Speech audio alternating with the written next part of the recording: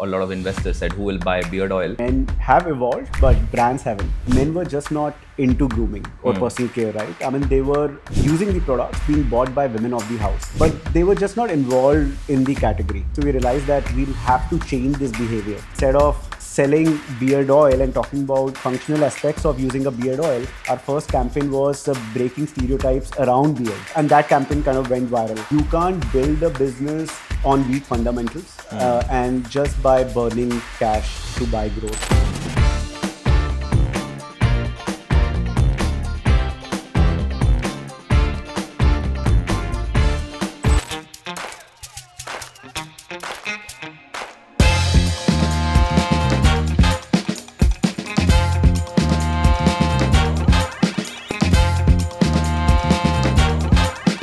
So we have Hitesh at the Founders Cut today. Hitesh is a 3-time founder.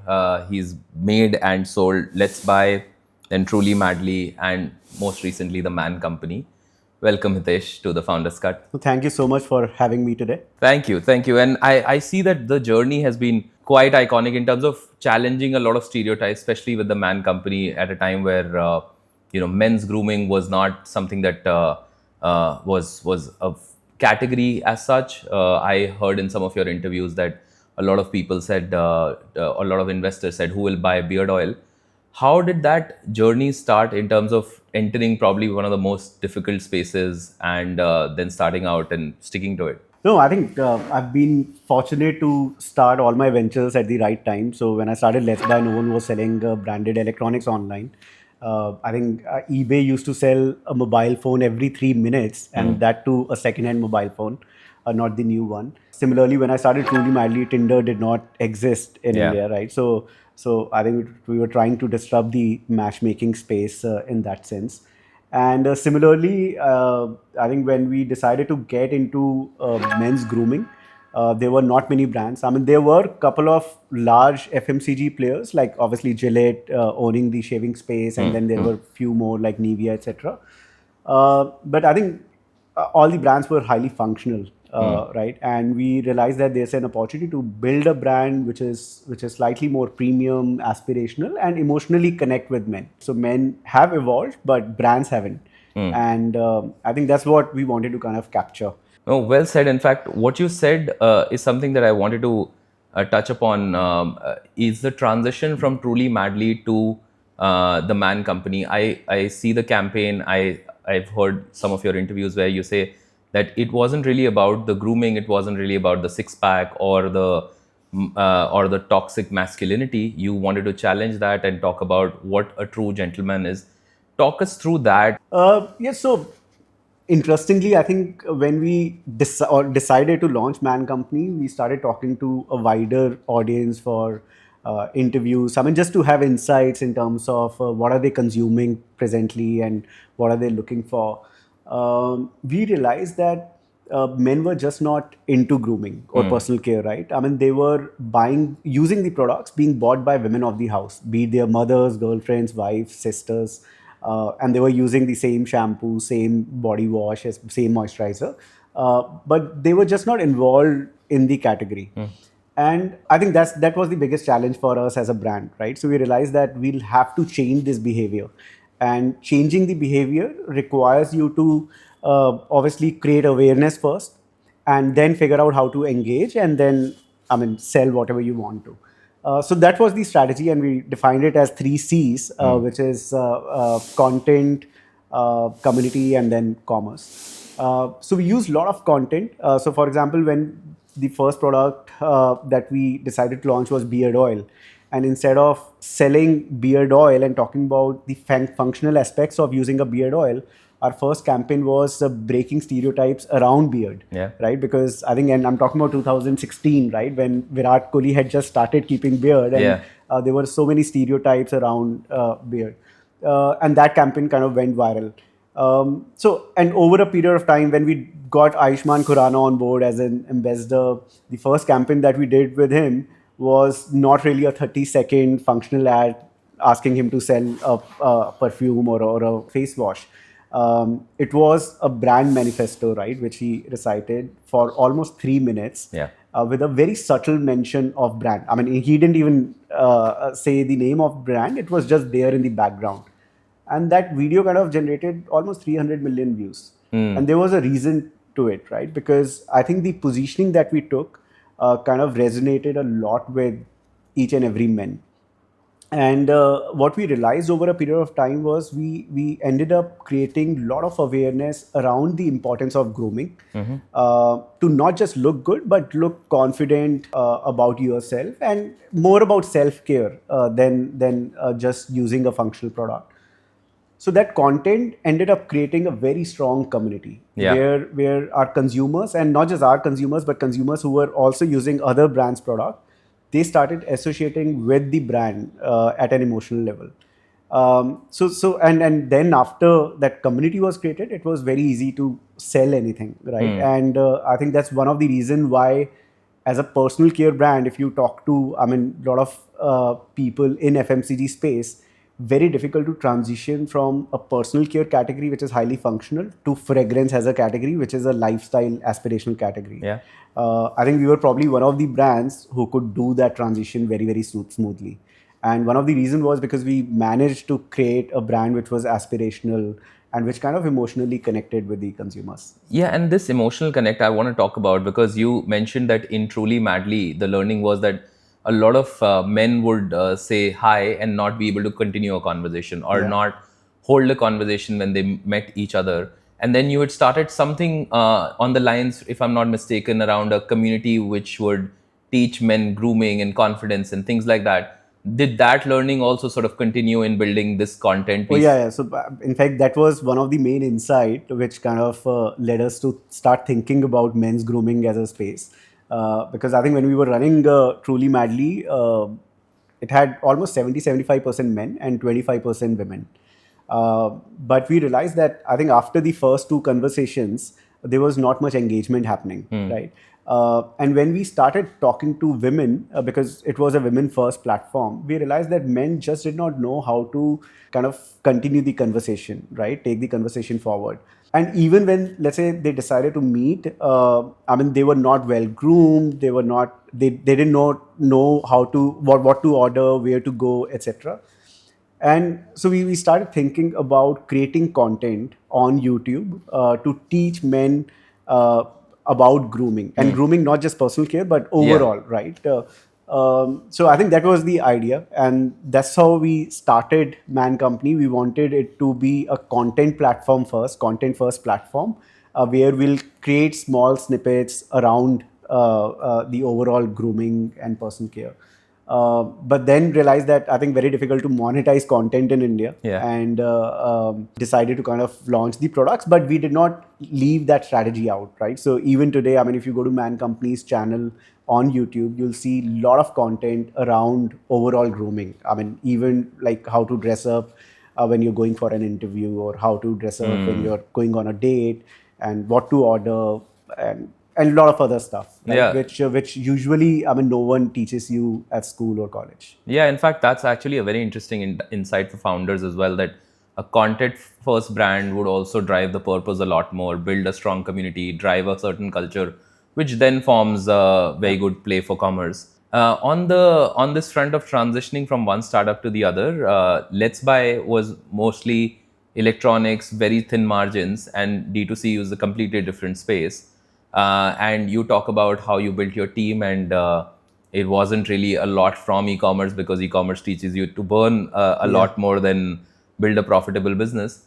What was that thinking like? Was that always the plan, to build a profitable business and not really a VC-led business as such? No, I think, I mean, Let's Buy was honestly my first venture, and it was a great learning ground. I ran that business for 2.5 years, and in 2.5 years, I think we grew from zero to almost 400 odd people.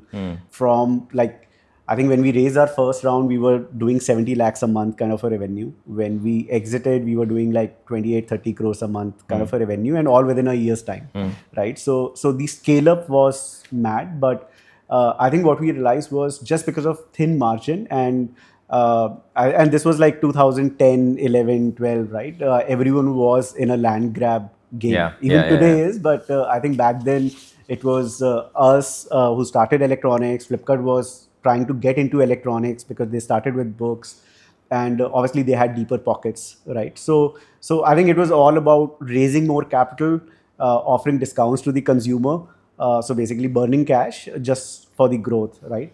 And I think in the journey, the biggest learning for me was that we were literally riding a tiger, Yeah. because another thing, we had tiger on board as well. But tiger, I think that was the biggest learning. I mean, for me personally, for my team as well, that you can't build a business on weak fundamentals and just by burning cash to buy growth. And I think if you look at my journey after Let's Buy, I mean, be it Truly Madly or Man Company, these are all very high gross margin businesses, right? I mean, at Man Company, gross margin is almost 70 odd percent. So even if you, and we haven't raised a lot of capital, right? I mean, we only raised like 70, 80 crores in our 9 years journey to build a brand at, I mean, 250, 300 crore ARR brand, right? And that took profitable in last couple of years. The only reason was, I mean, at Let's Buy, I had this learning that I need to be very, very conservative when it comes to fundraising as well as spending that capital. You can spend that capital on sustainable growth, but not blindly on growth. Yeah. No, in fact, that's a very good learning for a lot of founders who would probably not have that kind of learning if they haven't really experienced the tough times in the early days of e-commerce, where GMV was the metric to track and where everything was about a mad rush of how much can you sell on electronics. The margins weren't really looked at, or profitability. But in general, from transitioning out of, let's say, Let's Buy to Truly Madly, what was the team building exercise like? You said that you would probably not hire from e-commerce, but today what we hear from founders is that mostly the getting people to join, especially around the time that you started building, joining startups wasn't cool. How did the first leadership team members, co-founders come about? So I think, I mean, something that I've learned is to hire people who can take ownership, who are self-motivated, more entrepreneurial, or Yeah. probably aspire to be an Yeah, yeah. entrepreneur in near future. But because of risk appetite, cannot start their own. I think they're the best people to hire because they have that hunger, they have that right attitude to kind of break things and just do stuff. No, that's actually very interesting as an insight, because I think a lot of founders who are today building and today start raising capital want to get these insights. This is something that we hear a lot in financial services as well, because people keep looking for domain expertise Yeah. or expertise in a certain area. But I think attitude or just the hunger to start something and learn something is very important. Just wanted to shift gears to understand brand building around this time. So what was the thought process in terms of building the brand in the long run when you started Man Company? So I think whole purpose of the brand was to kind of help men elevate to the next level, right? And once we decided that, I think what we realized was, because once you connect with your consumer at an emotional level, you can sell him 10 different things. So at Man Company, I think we had all the possible subcategories that you can think of, right? Yeah. In fact, we were always the first one to get into a subcategory and kind of do a lot of innovation around it. I think as a society, we talk about a lot of equality, a lot of rights for women, but at the same time, I think men are under tremendous pressure to be perfect, right? And I think that's something that's the narrative that we wanted to change, and we wanted to talk about men's vulnerability, Yeah. right? And we wanted to say, we wanted to tell men that, look, if you're vulnerable and if you're showing it off, that's your strength, that's not your weakness, right? How did the product building phase come about, and how did you figure that out? I think there's a lot of content available to figure out what not to do when creating a product. So I think when we decided that we are going to launch a brand which is slightly more premium, at least in terms of look and feel, in terms of quality, not just in terms of pricing. So something premium, something aspirational. As a brand, I think the first value that we wanted to have was authentic, right? And when you're positioning your brand as authentic, your products cannot be full of harmful chemicals, Yeah. right? So I think that was the starting point. So we decided to kind of create formulations which were free of sulfates, free of parabens, And we started talking about it a lot, that all our products are free of SLS, free of parabens. We just wanted to be authentic as a brand and offer good quality products, which were very unlike what was available in the market by being offered by large FMCG companies. And obviously, we kept on innovating to meet all their requirements. No, fantastic. In fact, product, I completely agree, and I've used some of it. I think it's fantastic quality. How did you think of your GTM that other D2C founders can learn from? So I think we realized that we are in a business of changing behavior of men, and we wanted to kind of engage more with them. And one way to influence them was to make them experience the products, right? For them to see what is the difference, and we realized that I think for most of the men, their barbers, I mean, they are very loyal to their barbers, Yeah. right? And men go to parlors probably more than women, because at least the ones who keep beards. Yeah, so for beard, and I think men end up having a haircut every month, Yeah. right? And if you're keeping a beard, then probably you go twice or thrice a month, Yeah. right? And we decided to kind of use our existing products and create an experience, something like beard spa, right? So we created a small menu and started offering. So for salon owners, I mean, it kind of gave them an offer to offer upgraded services to their consumers. For consumer, they were having better experience at a slight premium over what they were being charged earlier.